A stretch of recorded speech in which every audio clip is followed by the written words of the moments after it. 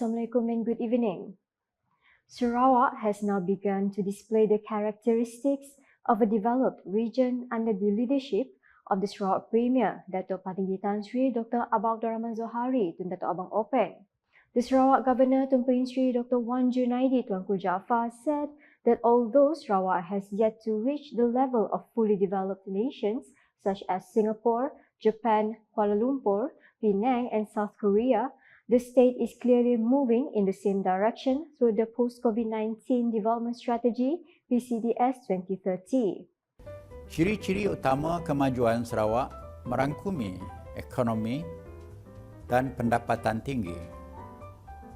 Pertumbuhan ekonomi selain daripada sumber minyak dan gas, Sarawak memberi fokus kepada sektor baru seperti tenaga hijau, ekonomi digital dan industri berteknologi tinggi. Pendapatan per kapita sasaran adalah untuk meningkatkan pendapatan per kapita penduduk supaya setanding dengan negara berpendapatan tinggi yang akan meningkatkan taraf hidup rakyat secara keseluruhan. He said this in a special message delivered on Wednesday in conjunction with the Christmas 2025 and New Year 2026 celebrations. He outlined key features of Sarawak's progress include a high-income economy with economic growth focusing on new sectors such as green energy, the digital economy and high-technology industries, in addition to the oil and gas sector. At the same time, efforts are being directed towards increasing the per capita income of the population so that it is on par with high-income countries, which in turn will improve the overall standard of living of the people. Sarawak is well positioned to realize its vision of becoming an economic star within the Asean region, leveraging the state's inherent strengths and abundant natural resources. In his special Christmas 2025 message on Wednesday, Datuk Patinggi Abang Zohari stated that while the target is ambitious, it remains achievable given Sarawak's robust economic foundation and immense potential in the clean energy and natural resource sectors. He explained that Sarawak is prepared to emerge as a leader in clean energy production, including pioneering the production and export of green hydrogen and solar energy by capitalizing on its extensive river systems and vast hydropower capacity. Sarawak has been identified as a contributor to the proposed ASEAN power grid and a source of renewable energy generation, and this will lend support to our aim to become a battery for the region. Regarding the natural gas sector, Datuk Patinggi Abang Zohari highlighted that Sarawak is blessed with substantial gas reserves.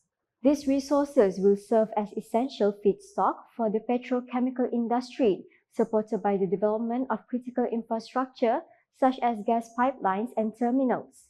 He noted that this sector is expected to further stimulate Sarawak's economy with the potential to attract billions of ringgit in investment. Sarawak also benefits from onshore and offshore geological structures that offer significant potential for carbon storage.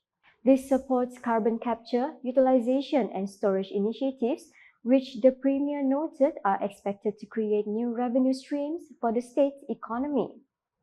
The Sarawak government has projected a total revenue of 13.1 billion ringgit against an expenditure of 12.91 billion ringgit, effectively resulting in a surplus budget. Datuk Patinggi Abang Zohari stated that the Gabungan Parti Sarawak GPS government does not intend to boast about the substantial revenue or the scale of the budget. Instead, he emphasized that these figures reflect the state government's firm commitment to accelerating development across the region. The GPS government's commitment towards development has not waned, as the 2026 budget, like all previous budgets, allocate about 60 to 70% for development against 30 to 40% for recurrent expenditure.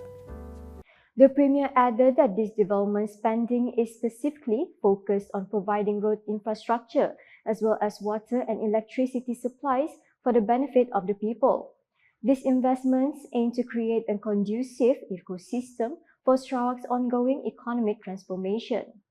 Furthermore, the Premier noted that Sarawak's state revenue has increased 2.4 times compared to 8 years ago.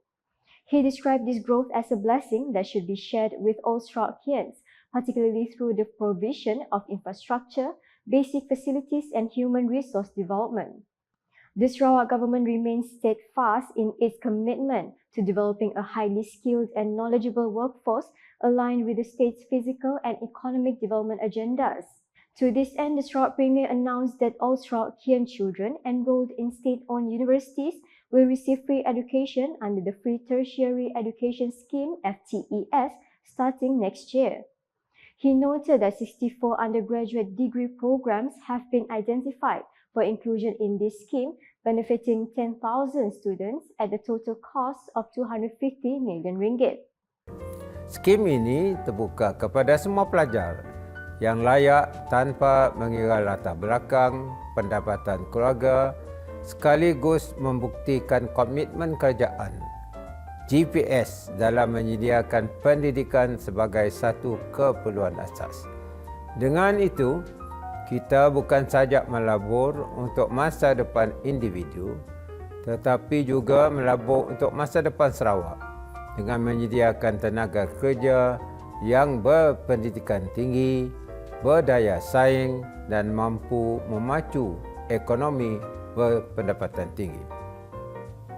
Dato' Padri Abang Zuhari added that the Sarawak government is also committed to strengthening secondary education through the establishment of Yayasan Sarawak International Secondary Schools, complementing the FTES initiative. The spirit of Christmas, emphasizing gratitude, togetherness and compassion, has been described as being in perfect alignment with the comprehensive, people-centric Sarawak Budget 2026. Sarawak Deputy Premier Dato' Amar Douglas Ugah Embas stated that the budget presented by the Sarawak Premier reflects the state government's commitment to ensuring inclusive prosperity regardless of religion, race or location. It was a very comprehensive budget. It is not just a statement, it is a promise that every Sarawakian will be empowered to succeed, that prosperity will be shared, and that resilience will be built in the very fabric of our society, that no one will be left behind. He noted that a development allocation of 9.3 billion ringgit for 2026 with 6.1 billion ringgit or 66% earmarked for rural areas clearly demonstrates the state government's priority in achieving balanced development and addressing grassroots needs. Regarding religious harmony, Dato' Amar Douglas Ugah expressed his appreciation for the 120 million ringgit allocation to the Unit for Other Religions, UNI4, for 2026. This brings the total funding for houses of worship to 475 million ringgit since 2025, serving as a testament to the GPS government's continuous support for all religious institutions. In terms of human capital development, he welcomed the implementation of free higher education in science, technology, engineering and mathematics at Sarawak-owned universities. Additionally, 665 million ringgit has been allocated for education and skills development programs to ensure Sarawak's future workforce remains competitive. The spirit of unity, kinship and shared responsibility continues to be the central foundation in building Sarawak's future. Sarawak Deputy Premier Dato' Amar Professor Dr. Sim Pui Hian said that Christmas is a special moment when people, regardless of background, come together once more with family members, friends and loved ones to share joy, enjoy meals and strengthen bonds of fellowship. This, he said, reflects the uniqueness and strength of Sarawak society, united as one people of Sarawak. He also stressed that Sarawak in 2025 is very different from what it was a decade ago, with the state now becoming a focal point and a reference at the national level. As such, every Sarawakian is urged to play their respective roles and contribute according to their abilities for the sake of shared progress. We need every Sarawakian to play their role, do their part. So when we come together, let's sit back, think about what you can do for Sarawak, what I can do for Sarawak, what we can do together for Sarawak, and so that during this time when we're winding down, we recharge so that come 2026, we start again. And this time is a Sarawak nation building spirit, because come 2030, we want to be growing out. In his message, he emphasized the state's long-term aspirations to continue developing towards 2030 in line with efforts to build a more advanced, competitive and prosperous Sarawak for future generations. He also offered his prayers that all citizens be blessed with good health so that they may continue to contribute to the state's development agenda and the ongoing building of Sarawak. And that's the English edition with me, Didi Nursyafiqah. More news can be found in our official portal, ukkas.sarawak.gov.my, and social media platforms with Facebook and YouTube. We conclude tonight's UKAS Bulletin with a display of the handover of upgraded of public toilet facilities at Padungan Garden by Kuching South City Council and BKS Mayor Dato' Wee Hong Seng on Tuesday.